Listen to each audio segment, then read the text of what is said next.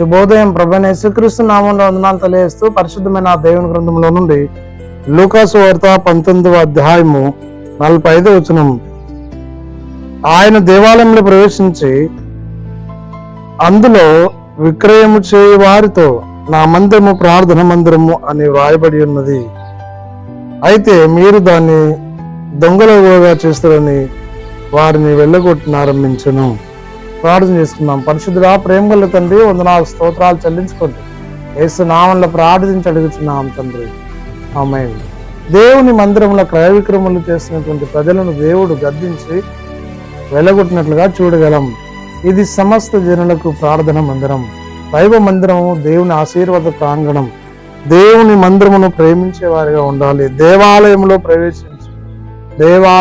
ప్రవేశించి యేసుక్రీస్తు ప్రభు హృదయం అనే దేవాలయంలో ప్రవేశించి ఆశిస్తూ ఉంటున్నాడు. అపవిత్రమైనవి తీసివేసి పరిశుద్ధుడైన దేవునికి స్థానం ఇవ్వాలి.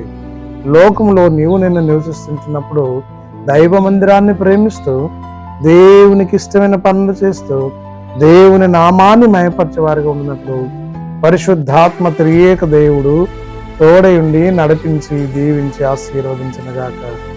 ఆమేన్. మహోన్నతుడా, స్తుతి స్తోత్రం చెల్లించుకుంటూ వాక్యము ధ్యానించి ధన్యతకి వందనాలు చెల్లించుకుంటూ యేసుక్రీస్తు పేరట ప్రార్థించి అడుగుచున్నాము తండ్రి, ఆమేన్. తండ్రి, కుమార పరిశుద్ధాత్మ త్రియేక దేవుడు సదాకాలం తోడైంది దీవించి ఆశీర్వదించినగాక. ఆమేన్.